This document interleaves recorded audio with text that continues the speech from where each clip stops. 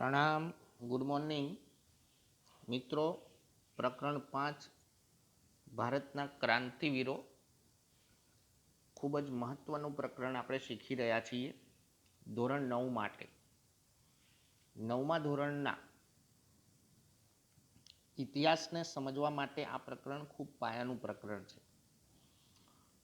પ્રકરણ શીખવાની ઉત્સુકતા વધે એવું રસપ્રદ પ્રકરણ આપણે શીખવાના છીએ. જોઈએ પ્રકરણની શરૂઆત, પ્રસ્તાવના સમજીએ. તો આજે શહીદ દિન હોવાથી બ્રિંદાની શાળામાં the legend of Bhagat Singh film દર્શાવવાની હતી. ધી લિજેન્ડ ઓફ ભગતસિંહ, શહીદ ભગતસિંહ.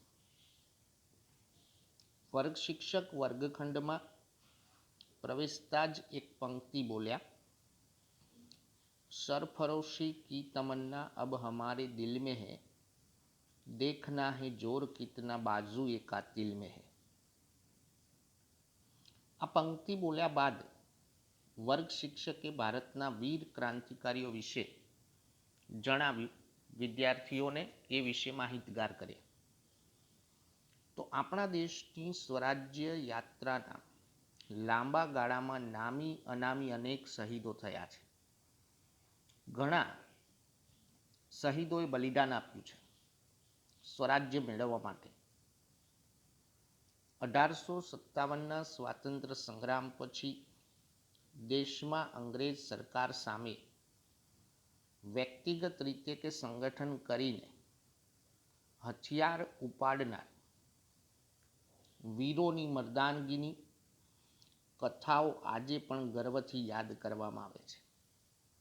સૌ ભારતીયો માટે ગર્વ છે કે શહીદ વીરોએ જે બલિદાન આપ્યું, જે વીરતાપૂર્વકના એમણે કાર્યો કર્યા, જે યુવકોએ વીરતાપૂર્વક હથિયાર ઉપાડ્યા સશસ્ત્ર ક્રાંતિ માટે, તેઓ આપણા દેશના ઇતિહાસમાં ક્રાંતિકારીઓ તરીકે જાણીતા છે, એ ક્રાંતિકારીઓ તરીકે ઓળખાય. તેમની પ્રવૃત્તિઓ એ ક્રાંતિકારી પ્રવૃત્તિઓ ગણાય છે. આ પ્રવૃત્તિઓમાં શિક્ષિત, અશિક્ષિત, રાજવંશી, સામાન્ય જનોએ પણ ભાગ લીધો હતો. મા ભૌમને સ્વતંત્ર બનાવવા માટે ભારતના બધા જ ભાગોમાં ઓછા વત્તા પ્રમાણમાં ક્રાંતિકારી પ્રવૃત્તિ વહેલી કે મોડી અવશ્ય થઈ હતી. પ્રકરણ શીખીશું આપણે એટલે ખ્યાલ આવશે કે કયા પ્રદેશોમાંથી કયા ક્રાંતિકારીઓએ મહત્વની ભૂમિકા ભજવેલી. આવી ક્રાંતિકારી પ્રવૃત્તિની શરૂઆત જે મહારાષ્ટ્રમાં આ ક્રાંતિના પ્રણેતા અને ક્રાંતિકારી પ્રવૃત્તિઓના પ્રથમ શહીદ વાસુદેવ બળવંત ફડકે હતા.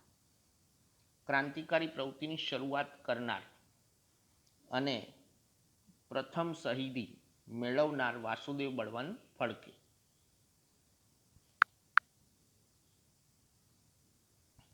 ચિનગારી જે રામપ્રસાદ બિસ્મિલે આપેલી છે, માલિક તેરી રજા રહે ઓર તું ही तू रहे, बाकी न मैं रहूं न मेरी आरजू रहे, जब तक है तन में जान रगों में लहू रहे, तेरा हो जिक्र या तेरी ही जुत्सु रहे. રામપ્રસાદ બિસ્મિલે આપેલી પંક્તિ છે આ. મિત્રો, રામપ્રસાદ બિસ્મિલ એક સારા લેખક, સર્જક અને ક્રાંતિકારી, એમનો પરિચય પણ આપણે આ પ્રકરણમાં શીખવાના છીએ.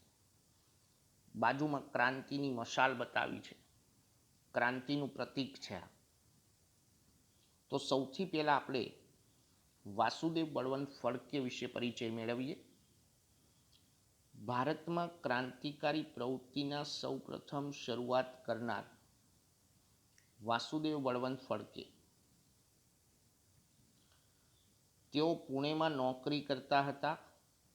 અંગ્રેજ સરકારના અન્યાયી ત્રાસથી કંટાળીને વાસુદેવ બળવંત ફડકે નોકરી છોડી દીધી. પુણેમાં અંગ્રેજ સરકારની જે નોકરી કરતા હતા પણ અંગ્રેજ સરકારના અન્યાયી ત્રાસથી નોકરી છોડી દીધી અને દ્રઢ પ્રતિજ્ઞા કરી, દેશને ગુલામીમાંથી મુક્ત ન કરું ત્યાં સુધી કપાળ પર ચંદન ન લગાડવાની, કપાળ પર ચંદનનું તિલક નહીં કરું તથા કેશ કર્તન ન કરાવવાની પ્રતિજ્ઞા. કેશ કર્તન વાળ. વાસુદેવ બળવંત ફડકે અંગ્રેજ સરકાર સામે દેશવ્યાપી સશસ્ત્ર સંગઠનની એક ગુપ્ત યોજના બનાવી.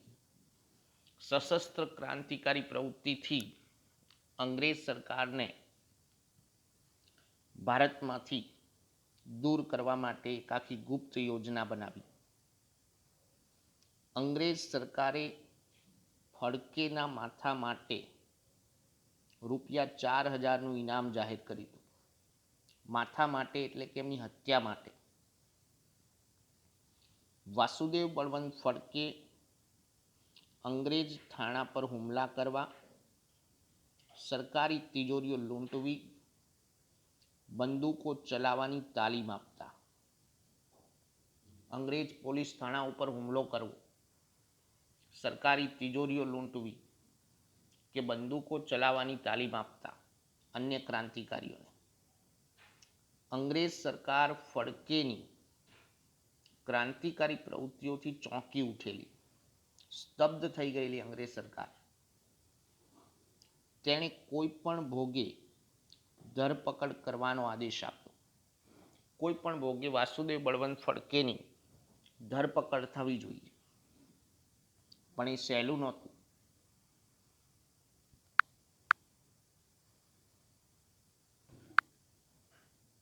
હૈદરાબાદ જિલ્લાના એક ગામમાંથી રાત્રિના 3 વાગે નિંદ્રા અવસ્થામાં વાસુદેવ બળવંત ફડકેની ધરપકડ કરવામાં આવી.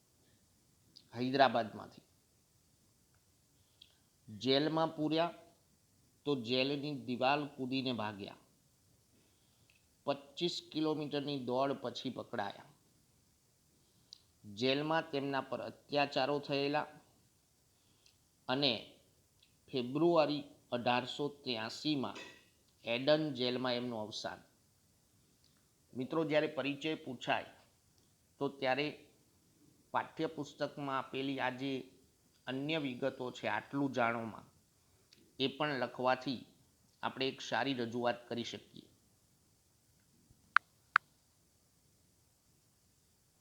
બીજો પરિચય છે વીર સાવરકર. વીર સાવરકર એટલે વિનાયક દામોદર સાવરકર. બાજુમાં ફોટો પણ આપેલો છે. મિત્રો, આ ફોટો ઉપરથી ક્રાંતિકારીઓને ઓળખવા એ પણ જરૂરી છે. વીર સાવરકરનો જન્મ 28 મે 1883,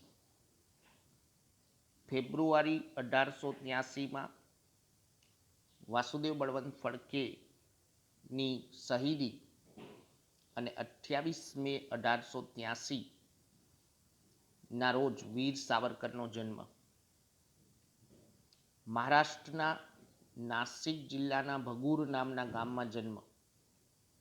નાસિક જિલ્લાના ભગુર ગામમાં જન્મ થયેલો. નાનપણથી જ ક્રાંતિકારી વિચારો ધરાવતા. ક્રાંતિકારી વિચારો નાનપણથી એમના માનસ ઉપર છવાયેલા હતા. તેમણે મિત્ર મેલા નામની સંસ્થા સ્થાપી હતી, જે પાછળથી અભિનવ ભારત નામથી જાણીતી બની. હેતુલક્ષી પ્રશ્નોમાં આ બધા પોઈન્ટ્સ આપણે ધ્યાનથી યાદ રાખવાના. આ સંસ્થાનો હેતુ સશસ્ત્ર વિપ્લવ દ્વારા ભારતમાંથી અંગ્રેજ શાસનનો અંત લાવવાનો હતો. ભારતમાંથી અંગ્રેજ શાસનને નાબૂદ કરવી.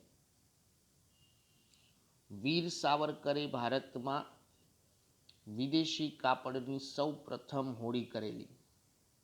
અગત્યનો પ્રશ્ન છે આ, કે ભારતમાં સૌ પ્રથમ વિદેશી કાપડની હોડી પ્રગટાવનાર કોણ હતું? તો વીર સાવરકર. શ્યામજી કૃષ્ણ વર્માની સંસ્થામાંથી શિષ્યવૃત્તિ મેળવીને વધુ અભ્યાસ માટે લંડન ગયા હતા. વિદેશમાં પણ એમણે અભ્યાસ કરેલો. વીર સાવરકર શ્યામજી કૃષ્ણ વર્માની સંસ્થામાંથી શિષ્યવૃત્તિ મેળવીને. શ્યામજી કૃષ્ણ વર્મા એટલે ગુજરાતના એક અગત્યના ક્રાંતિકારી. વિદેશમાં જેમની મહત્વની ભૂમિકા હતી એ પરિચય પણ આપણે પાઠના છેલ્લા ભાગમાં જોવાનો છે. 1857 ભારતનો પ્રથમ સ્વાતંત્ર્ય સંગ્રામ નામનું પુસ્તક લખ્યું હતું વીર સાવરકરે. પુસ્તકનું ટાઇટલ છે આ 1857 ભારતનો પ્રથમ સ્વાતંત્ર્ય સંગ્રામ. પરંતુ આ પુસ્તક પ્રકાશન પહેલાં જ પ્રતિબંધ થયેલું વિશ્વનું પ્રથમ પુસ્તક હતું કે જેનું પ્રકાશન થાય એ પહેલાં જ એના ઉપર પ્રતિબંધ મૂકવામાં આવ્યો. અંગ્રેજ અફસરની હત્યામાં વપરાયેલી પિસ્તોલના ગુનામાં તેમના પર અદાલતમાં કેસ ચાલ્યો હતો. એક અંગ્રેજ અફસરની હત્યામાં જે પિસ્તોલ વપરાયેલી એ પિસ્તોલના ગુનામાં એમના ઉપર કેસ ચલાવ્યો હતો. આજીવન કાળા પાણીની સજા થતાં આંદામાન જેલમાં મોકલ્યા. તબિયત લથડતા ભારતમાં તેમને નજરકેદ રાખવામાં આવે. 26 ફેબ્રુઆરી 1966 વીર સાવરકર અવસાન પામે. વીર સાવરકર એ પરિચય પણ અગત્યનો છે અને વાસુદેવ બળવંત ફડકે એ તો મોસ્ટ ઇમ્પોર્ટન્ટ પરિચય છે. એટલે આજના હોમવર્કમાં તમારે જે પરિચય આપણે ચલાવીએ છીએ બધા જ પરિચય નોટબુકમાં લખવાના છે. 3 પરિચય આપણે આજના તાસમાં લીધા છે: વાસુદેવ બળવંત ફડકે, વીર સાવરકર અને ખુદીરામ બોઝ. હવે ત્રીજો પરિચય જોઈએ, ખુદીરામ બોઝ. ખુદીરામ બોઝનો જન્મ બંગાળના મેદિનીપુર જિલ્લાના મોહબની ગામમાં થયો હતો.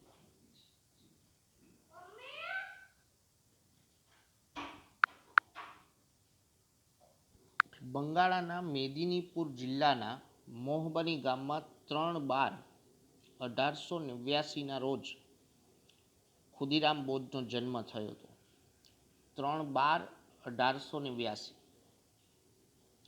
બાળપણમાં જ તેમણે માતા પિતાની છત્રછાયા ગુમાવી દીધેલી. એટલે માતા પિતાનું મૃત્યુ થયું હતું. સત્યેન બાબુ નામના શિક્ષકે તેમને ક્રાંતિ પથની દીક્ષા આપી. એટલે એમના ગુરુ શિક્ષકનું નામ છે સત્યેન બાબુ. ખુદીરામે અસહકાર આંદોલનમાં ભાગ લઈને વિદેશી કાપડની હોડી કરેલી. અસહકાર આંદોલન શીખવાનું છે આપણે પછીના પ્રકરણોમાં. ખુદીરામ ગંગાના પાણીમાં ડૂબકી મારતા, મીઠું લઈને પસાર થતી હોડીઓને ઉથલાવી દેતા. તરવાનો ખૂબ શોખ, એટલે ગંગા નદીમાંથી મીઠું લઈને જે અંગ્રેજ સરકારની હોડીઓ જતી હોય એને ઉથલાવી નાખતા અને આ રીતે મીઠાના અન્યાયી કાયદાનો ભંગ કરતા. હવે ઘટના જોવાની છે. 30મી એપ્રિલ 1908ના દિવસે ન્યાયાધીશ કિંગ્સફોર્ડને ખતમ કરવા ખુદીરામ અને પ્રફુલ્લ ચાકીએ ન્યાયાધીશની ઘોડાગાડી પર બોમ્બ ફેંક્યો. સમય યાદ રાખીશું, 30 એપ્રિલ 1908. ન્યાયાધીશ કિંગ્સફોર્ડની હત્યા કરવાનો પ્રયાસ, એમની ઘોડાગાડી ઉપર બોમ્બ ફેંકીને.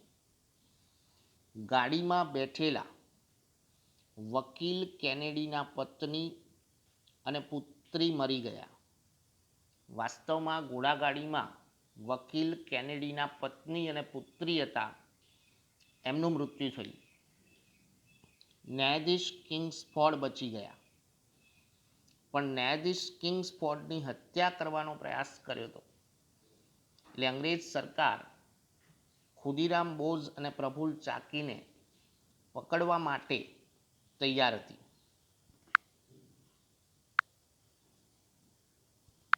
પ્રફુલ્લ ચાકીને જ્યારે પોલીસે ઘેરી લીધા તો ત્યારે તેમણે રિવોલ્વરથી આત્મહત્યા કરી લીધી અને ખુદીરામ બોઝને ફાંસી આપવામાં આવી. તો મિત્રો, આજના તાસમાં આપણે જે 3 ક્રાંતિકારીઓનો પરિચય સમજ્યા, એ 3 ક્રાંતિકારીઓનો પરિચય તમારે નોટબુકમાં સારા અક્ષરે લખી અને તૈયાર કરવાનો છે. અસ્તુ, પ્રણામ.